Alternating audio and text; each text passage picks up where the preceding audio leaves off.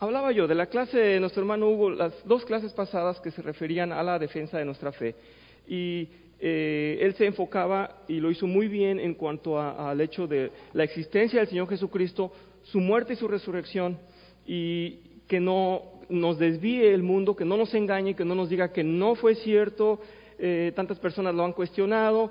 Él ya nos hizo la remarca en que notemos que alguien que pasó, o más bien nadie que haya pasado por lo que pasó, el Señor Jesús pudo haber sobrevivido. Nadie con esa tortura y con esa muerte pudo haber quitado esa roca que estaba salvaguardada por guardias romanos, etcétera. Nos dio varios puntos, y creo que es bueno que la iglesia vaya un poquito en estos días por ese rumbo, ya que, bueno, así están frescos de lo que nos acaban de informar. Esto que él presentó, ya lo dijo también él, lo repito yo y se los pongo aquí. Lupita, si me permites el apuntado, el control de las... Muchas gracias. Gracias, Lupita. Y yo presento esto como lo presentó él también, y solamente para que nos quede más claro. Abrimos nuestra clase, entonces hay un fragmento que dice este señor Ralph Waldo Emerson, que dice: el escepticismo es un lento suicidio. Y en realidad sabemos todos que quien no tiene una razón de vivir, muere. No tiene esperanza. ¿Cuántas personas en vida ya están, parece que muertas, verdad? Muchas veces es triste, pero hay personas que se les puede decir, bueno, lo enterramos a los 70 años, pero estaba muerto desde los 50. Qué triste, porque no tenían ilusión, no tenían una razón de vivir. Y la persona que no tiene una fe realmente en algo sólido, pues está dependiendo de eventos emocionales en su vida. Quienes no tienen una fe, pues cada día se levantan y a ver qué tal pinta el día, y a ver si algo les motiva a seguir viviendo. Espero que nadie haya conocido esto aquí, porque es muy difícil. Quien ha vivido una depresión o problemas muy, muy serios en donde se cuestiona su fe, se cuestiona en realidad su vida, se cuestiona su razón de vivir. Así es que qué bueno que el Señor nos tiene en su fe y nos demuestra su verdad, porque no tener fe es estar muriendo, Por eso simplemente puse esta reflexión, porque me pareció muy interesante. Así es que hablemos de la defensa de la fe. Y pues voy a esto que ya lo vimos la semana pasada. La apologética es la defensa de la fe. Les hago a ustedes ahí una nota para que vean lo que dice, lo que quiere decir la palabra, y viene del griego apología, y que se refiere a la defensa. En realidad, al principio se hablaba de defensa en el sentido de ataque, de una guerra, de una discusión. La defensa y quién ataca y quién vuelve a atacar y quién se defiende de ese ataque, etcétera.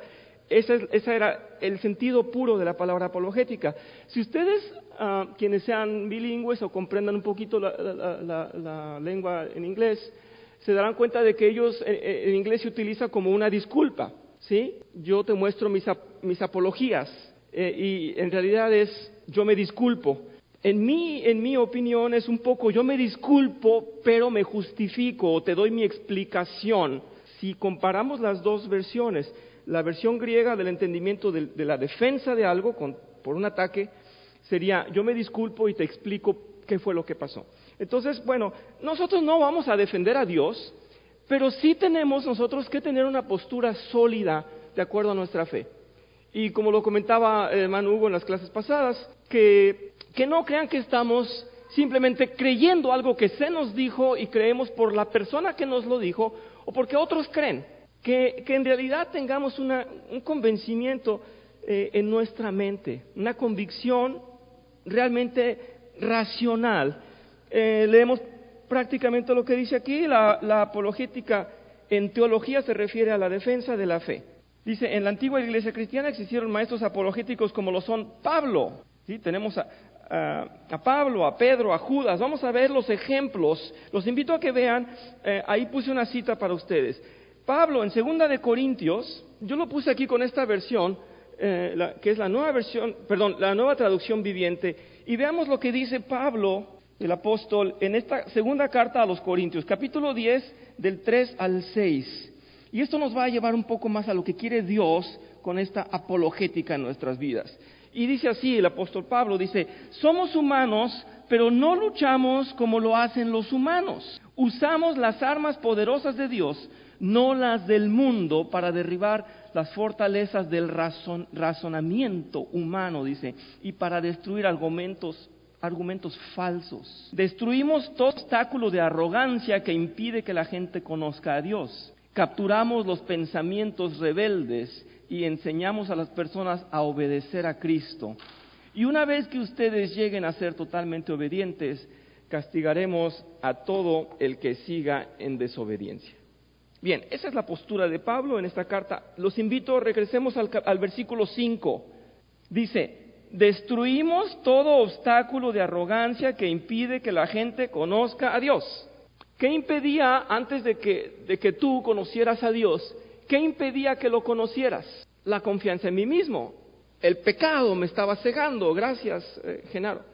El pecado nos cegaba. Pero dice Pablo, no, dice, tenemos que ir con, los invito a que vean el versículo 4, dice, usamos las armas poderosas de Dios, no las del mundo. Alguien puede decir, bueno, es que yo tengo propiedades y tengo riquezas y yo soy un hombre de ciencia, a mí no me hables de Dios.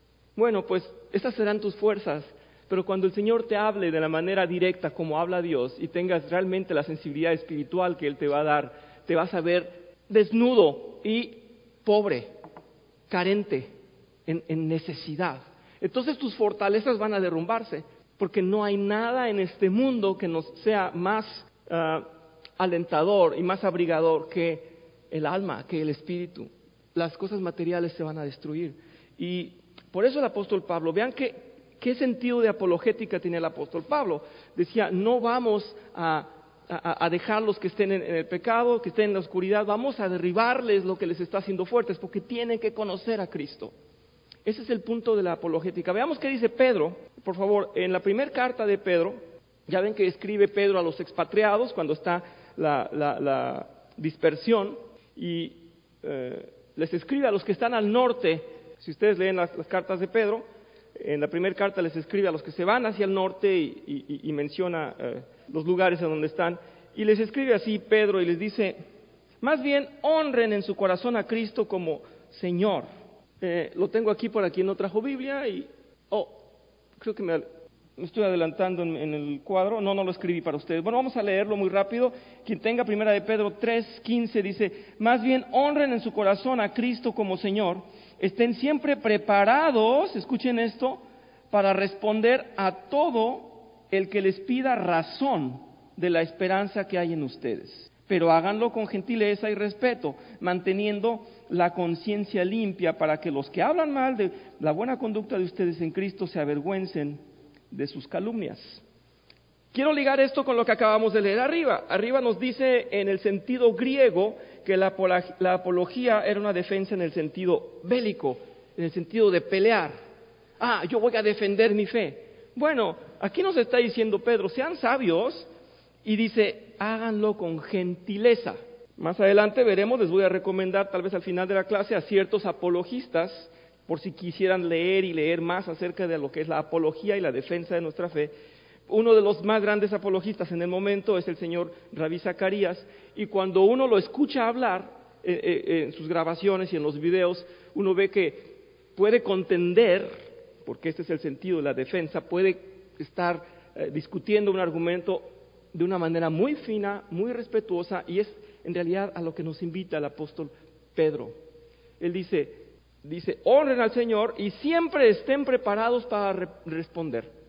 Así es que bueno, aquel que tal vez quería escaparse y decir, yo no quiero predicar porque no es lo mío, dice aquí que no, dice el apóstol Pedro, cuando te pregunten tienes que estar preparado para responder. Alguien me dijo un día, y en cierta forma tenía razón, yo me entusiasmé tanto por la apologética cuando me convertí, que quería poner a todo mundo ante la evidencia de Cristo, y quería decirles, no, lo que tú piensas en tus razones científicas están equivocadas. Y alguien me dijo, yo no quiero saber nada de apologética, yo tengo mi fe, yo creo en el Señor, y eso me basta. Pues ni él ni yo teníamos razón. Resulta que pelear no es lo mejor. Ignorar las razones científicas y las comprobaciones de la Biblia y la verdad que hay en el Evangelio no es bueno tampoco. Tenemos que saber más y más del Evangelio, cada vez. Y sí, si nos preguntan,